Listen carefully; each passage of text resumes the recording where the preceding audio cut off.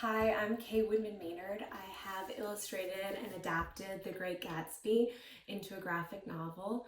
And so The Great Gatsby is F. Scott Fitzgerald's classic story about a young man, Nick Carraway, who moves in next door to a fabulously wealthy millionaire, Jay Gatsby, and gets drawn into his life and Gatsby's obsession with Daisy Buchanan, a rich socialite. And so I'm going to talk to you a little bit about adapting a prose book into a graphic novel and also give you an exercise to do related to that. So I think one of the most important things when you're adapting is that you can't include everything that's in the prose novel into the graphic novel. And that's a real challenge because especially with Fitzgerald, the words are so beautiful, but you have to figure out what is necessary to the story, or what moves the story forward, and also what you can show visually and don't have to actually write out as text. And so the first thing that I do is I'm a very active reader, like my English teachers told me to be. And I go through with a pencil and I'm highlighting everything and just very actively underlining what I think is important, what themes I keep seeing repeated to see if I can include that in some way. And so the exercise is really taking a passage from, The Great Gatsby, or really from any book that you like, and converting it into a drawing or a couple panel comic.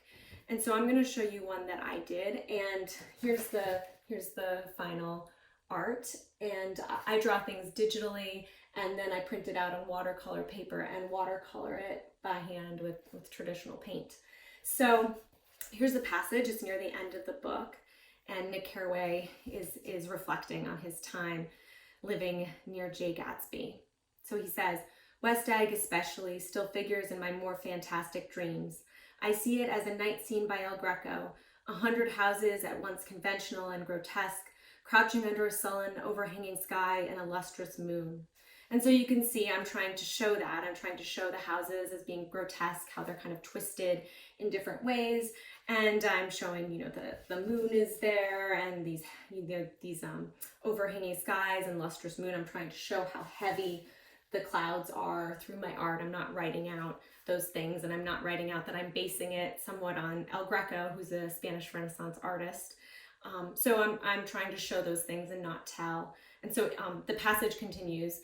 "In the foreground, 4 solemn men in dress suits are walking along the sidewalk with a stretcher on which lies a drunken woman in a white evening dress. Her hand, which dangles over the side, sparkles cold with jewels. Gravely, the men turn in at the house, the wrong house, but no one knows the woman's name and no one cares." So this woman is pretty clearly representing Daisy, who's often depicted in white clothing throughout the book. But I didn't want to show it as Daisy because that would confuse the reader. They'd be like, why is she suddenly on a stretcher? But I did have it, so I had it not in the foreground as is in the text, but in the background. And I don't talk about that this is the wrong house because that, again, would just confuse the reader.